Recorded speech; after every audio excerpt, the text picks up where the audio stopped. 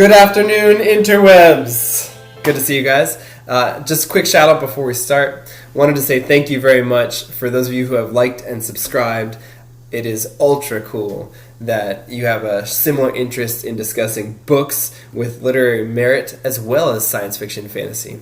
And I think, one of the main reasons I'm doing this channel and I'm really excited to be involved is that we need to do a better job, myself included, of saying something like Catcher in the Rye, 1984. Those books are equivalent to sci-fi fantasy fiction books in terms of what they contribute to society and culture.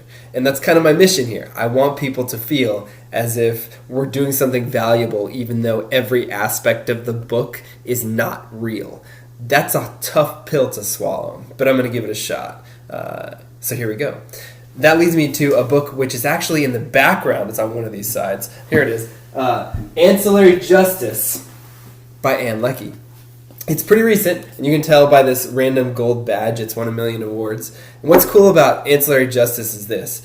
It is, I think, a book which is basically literature, but not about the world we live in. So it takes place 1,000 years in the future. And here's why I think it classifies as literature. But, obviously, not traditional literature.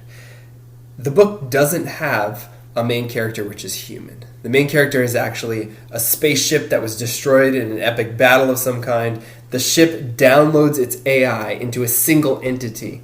The entity wakes up in a world 1,000 years or thousands of years in the future. And that world doesn't use gender-specific pronouns. Everybody is referred to as a female. The way the author demonstrates this clash is by the main character struggling to figure out what pronoun to use in the right situation. Of course, they should all be she, so on and so forth.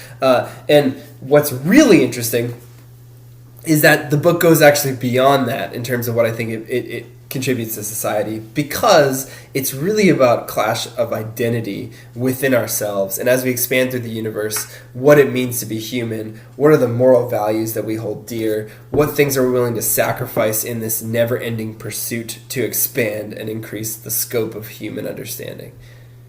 It is well written. There's a prayer in the book. Let me see if I can find it. Okay, here we go. It starts off like this. It's short, so don't get your hopes up. The flower of justice is peace. Beautiful. The reason it's beautiful, I think, in my opinion, is that you can't have a society where outcomes are equitable for everyone involved unless there's stability beforehand, unless the society can actually establish what values it considers important. That ultimately, ladies and gentlemen, is the reason why this book is important.